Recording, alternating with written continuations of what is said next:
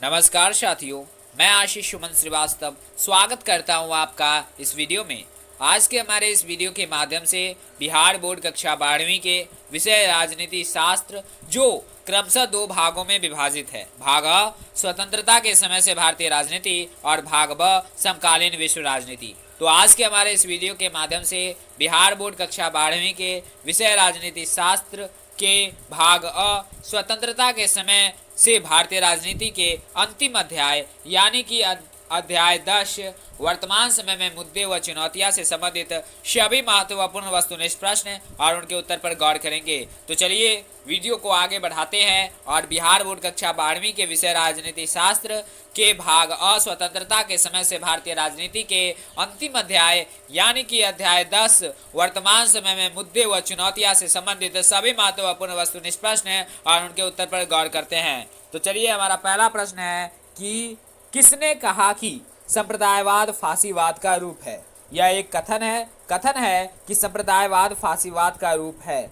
और इस प्रश्न संख्या 1 में कह रहा है कि यह कथन किसका है। तो हम आपको बता दें कि यह कथन जवाहरलाल नेहरू का है। जवाहरलाल नेहरू ने कहा कि संप्रदायवाद फांसीवाद का रूप है। तो इस प्रकार से हम कह सकते हैं कि प्रश्न संख्या 1 का जो सही उत्तर है वो ऑप्शन ब जवाहरलाल नेहरू होगा। अब आगे बढ़ते हैं यानी कि प्रश्न संख्या 2 की ओर। प्रश्न संख्या 2 जिसमें कह रहा है कि मनमोहन सिंह के नमूने के किस तत्व को विशेष महत्व दिया गया। तो हम आपको बता दें कि मनमोहन सिंह के नमूने को निजी क्षेत्र को बढ़ावा वाले तत्व को विशेष महत्व दिया गया। तो इस प्रकार से हम कह सकते हैं कि प्रश्न संख्या 2 का जो सही उत्तर है वो ऑप्शन ब निजी क्षेत्र को बढ़ावा होगा। अब आगे बढ़ते हैं यानी कि प्रश्न संख्या 3 की ओर। प्रश्न संख्या 3 जिसमें कह रहा है कि किस प्रधानमंत्री ने अपने विकास प्रतिमान में मिश्रित अर्थव्यवस्था का सूत्रपात किया। तो हम आपको बता दें कि जवाहरलाल नेहरू ने अपने विकास प्रतिमान में मिश्रित अर्थव्यवस्था का सूत्रपात किया।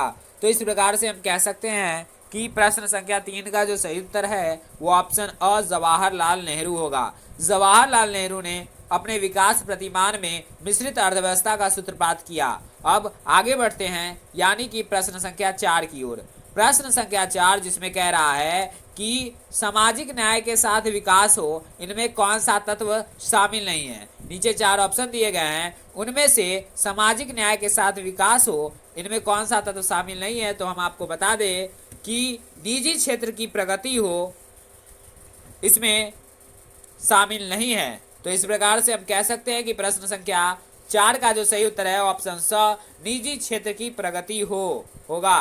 सामाजिक न्याय के साथ विकास हो, इनमें निजी क्षेत्र की प्रगति हो शामिल नहीं है। अब आगे बढ़ते हैं यानी कि प्रश्न संख्या 5 की ओर। प्रश्न संख्या 5 जिसमें कह रहा है कि लोकसभा व विधानसभा में किन्हीं स्थानों का आरक्षण प्राप्त नहीं है। नीचे 4 ऑप्शन दिए गए हैं, उनमें से अन्य पिछड़े वर्ग के लोगों को लोकसभा व विधानसभा में स्थानों का आरक्षण प्राप्त नहीं है। तो इस प्रकार से हम कह सकते हैं कि प्रश्न संख्या 5 का जो सही उत्तर है वो ऑप्शन स अन्य पिछड़े वर्ग होगा। अब आगे बढ़ते हैं यानी कि प्रश्न संख्या 6 की ओर। प्रश्न संख्या 6 जिसमें कह रहा है कि दलित पैंथर्स नामक संगठन की स्थापना किस राज्य में हुई। तो हम आपको बता दें कि दलित पैंथर्स नामक संगठन की स्थापना महाराष्ट्र राज्य में हुई। तो इस प्रकार से हम कह सकते हैं कि प्रश्न संख्या 6 का जो सही उत्तर है वो ऑप्शन स महाराष्ट्र होगा। अब आगे बढ़ते हैं यानी कि प्रश्न संख्या 7 की ओर। प्रश्न संख्या 7 जिसमें कह रहा है कि भूमंडलीकरण के निहितार्थ में कौन सा तत्व नहीं आता। नीचे 4 ऑप्शन दिए गए हैं, उनमें से भूमंडलीकरण के निहितार्थ में कौन सा तत्व नहीं आता। तो हम आपको बता दें कि नीचे जो 4 ऑप्शन दिए गए हैं उनमें से ऑप्शन द स्वदेशी की गुहार जो है वो भूमंडलीकरण के निहितार्थ में नहीं आता। तो इस प्रकार से हम कह सकते हैं कि प्रश्न संख्या 7 का जो सही उत्तर है वो ऑप्शन द स्वदेशी की गुहार होगा। अब आगे बढ़ते हैं यानी कि प्रश्न संख्या 8 की ओर। प्रश्न संख्या 8 जिसमें कह रहा है कि किसे महार का महात्मा होने का श्रेय प्राप्त है। तो हम आपको बता दें कि डॉक्टर बी.आर. अम्बेडकर को महार का महात्मा होने का श्रेय प्राप्त है। तो इस प्रकार से हम कह सकते हैं कि प्रश्न संख्या 8 का जो सही उत्तर है वो ऑप्शन स डॉक्टर बी.आर. अम्बेडकर होगा। अब आगे बढ़ते हैं यानी कि प्रश्न संख्या 9 की ओर। प्रश्न संख्या 9 जिसमें कह रहा है कि 6 दिसंबर 1922 को निम्न में से कौन सी घटना हुई। नीचे 4 ऑप्शन दिए गए हैं, उनमें से बाबरी मस्जिद का विध्वंस, जो कि ऑप्शन ब में है, तो 6 दिसंबर 1922 ईस्वी को नीचे जो 4 ऑप्शन दिए गए उनमें से बाबरी मस्जिद का विध्वंस हुआ था। तो इस प्रकार से हम कह सकते हैं कि प्रश्न संख्या 9 का जो सही उत्तर है वो ऑप्शन ब, बाबरी मस्जिद का विध्वंस होगा। 6 दिसंबर 1922 ईस्वी को बाबरी मस्जिद का विध्वंस हुआ था। अब आगे बढ़ते हैं यानी कि प्रश्न संख्या 10 की ओर। प्रश्न संख्या 10 जिसमें कह रहा है कि भारतीय अर्थव्यवस्था है, यानी कि भारत की अर्थव्यवस्था कैसी है। तो हम सभी जानते हैं कि भारत की अर्थव्यवस्था यानी कि भारतीय अर्थव्यवस्था मिश्रित अर्थव्यवस्था है। तो इस प्रकार से हम कह सकते हैं कि प्रश्न संख्या 10 का जो सही उत्तर है वो ऑप्शन स, मिश्रित अर्थव्यवस्था होगा। अब आगे बढ़ते हैं यानी कि प्रश्न संख्या 11 की ओर। प्रश्न संख्या 11 जिसमें कह रहा है कि मनरेगा कार्यक्रम की शुरुआत की गई, यानी कि मनरेगा कार्यक्रम की शुरुआत किस प्रधानमंत्री द्वारा की गई। तो हम आपको बता दें कि मनरेगा कार्यक्रम की शुरुआत मनमोहन सिंह के द्वारा शुरू की गई। तो इस प्रकार से हम कह सकते हैं कि प्रश्न संख्या 11 का जो सही उत्तर है वो ऑप्शन स, मनमोहन सिंह के द्वारा होगा। अब आगे बढ़ते हैं यानी कि प्रश्न संख्या 12 की ओर, जिसमें कह रहा है कि अन्य पिछड़ा वर्ग के लिए आरक्षण की व्यवस्था किस आयोग की अनुशंसाओं पर आधारित है। तो हम आपको बता दें कि अन्य पिछड़ा वर्ग के लिए आरक्षण की व्यवस्था मंडल आयोग की अनुशंसाओं पर आधारित है। तो इस प्रकार से हम कह सकते हैं कि प्रश्न संख्या 12 का जो सही उत्तर है वो ऑप्शन ब, मंडल आयोग होगा। अब आगे बढ़ते हैं यानी कि प्रश्न संख्या 13 की ओर। प्रश्न संख्या 13 जिसमें कह रहा है कि एमनेस्टी इंटरनेशनल का मुख्यालय कहाँ है। तो हम आपको बता दें कि एमनेस्टी इंटरनेशनल का मुख्यालय लंदन में है। तो इस प्रकार से हम कह सकते हैं कि प्रश्न संख्या 13 का जो सही उत्तर है वो ऑप्शन स, लंदन में होगा। एमनेस्टी इंटरनेशनल का मुख्यालय लंदन में है। अब आगे बढ़ते हैं यानी कि प्रश्न संख्या 14 की ओर। प्रश्न संख्या 14 जिसमें कह रहा है कि अनुसूचित जाति संघ की स्थापना किसने की थी। तो हम आपको बता दें कि अनुसूचित जाति संघ की स्थापना अंबेडकर ने की थी। तो इस प्रकार से हम कह सकते हैं कि प्रश्न संख्या 4 का जो सही उत्तर है वो ऑप्शन ब, अंबेडकर होगा।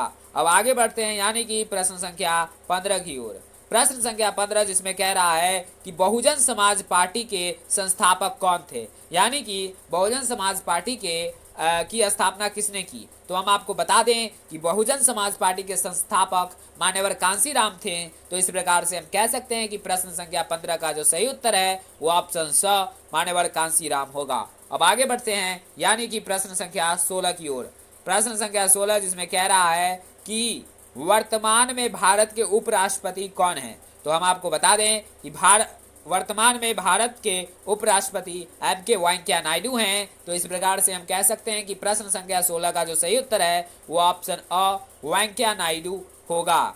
अब आगे बढ़ते हैं यानी कि प्रश्न संख्या 17 की ओर, जो इस वीडियो और इस अध्याय का अंतिम महत्वपूर्ण वस्तुनिष्ठ प्रश्न है, जिसमें कह रहा है कि वर्तमान में हमारे राष्ट्रपति हैं, यानी कि वर्तमान में हमारे देश के राष्ट्रपति कौन हैं। तो हम आपको बता दें कि वर्तमान में हमारे देश के राष्ट्रपति महामहिम रामनाथ कोविंद हैं। तो इस प्रकार से हम कह सकते हैं कि प्रश्न संख्या 17 का जो सही उत्तर है वो ऑप्शन अ, रामनाथ कोविंद होगा।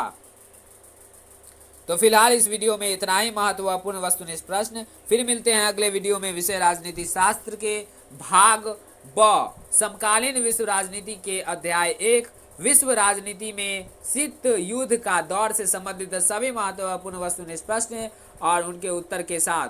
हाँ, आपसे अपील कि अगर आप बीएससी 12th सेशन 2020-22 से जुड़ी हर अपडेट के साथ साथ विषय हिंदी, अंग्रेजी, इतिहास, राजनीति शास्त्र एवं अर्थशास्त्र की पूर्णतः तैयारी यानी कि सभी ऑब्जेक्टिव और सब्जेक्टिव क्वेश्चन और उनके आंसर का वीडियो चाहते हैं तो हमारे इस वीडियो को like, comment, share and channel को सब्सक्राइब करना ना भूलें। हाँ दोस्तों, एक और बात कि अगर आप हमारे द्वारा दिए गए इतिहास के चैप्टर वाइज अध्याय 1 से 15 तक का इतिहास का वस्तुनिष्ठ प्रश्न और उसके साथ साथ विषय राजनीति शास्त्र के अध्याय 1 से लेकर 9 तक के ऑब्जेक्टिव क्वेश्चन और उनके आंसर का वीडियो नहीं देख पाए हैं तो हमारे इस वीडियो के डिस्क्रिप्शन में जाकर देख लें।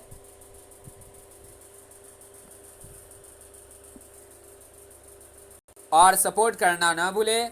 धन्यवाद। फिर मिलते हैं अगले वीडियो में बिहार बोर्ड कक्षा 12वीं के विषय राजनीति शास्त्र के भाग ब समकालीन विश्व राजनीति के अध्याय 1 विश्व राजनीति में शीत युद्ध का दौर से संबंधित सभी महत्वपूर्ण वस्तुनिष्ठ प्रश्न और उनके उत्तर के साथ। तब तक के लिए धन्यवाद।